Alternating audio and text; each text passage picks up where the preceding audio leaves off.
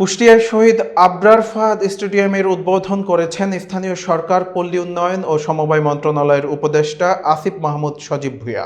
বিস্তারিত থাকছে মঞ্জুরুল ইসলামের তথ্যচিত্রে।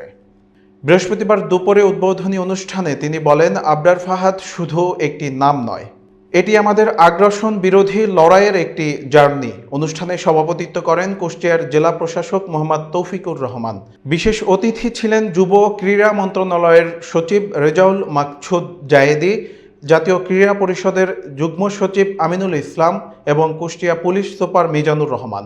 প্রধান অতিথির বক্তব্যে আসিফ মাহমুদ বলেন, জুলাই গণ অভ্যুত্থানে এ দেশের তরুণেরা জীবন দেওয়ার প্রেরণা পেয়েছে আবরার ফাহাদ থেকে। শেষ পর্যন্ত আমরা আগ্রাসী পরাশক্তির বাংলাদেশীয় সবচেয়ে বড় খুঁটি শেখ হাসিনাকে দেশ থেকে পালাতে বাধ্য করতে পেরেছি।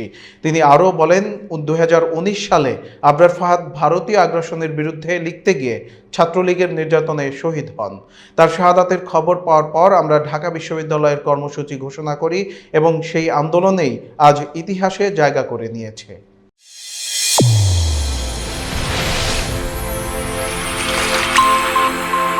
চ্যানেল A1 হৃদয়ের স্পন্দন।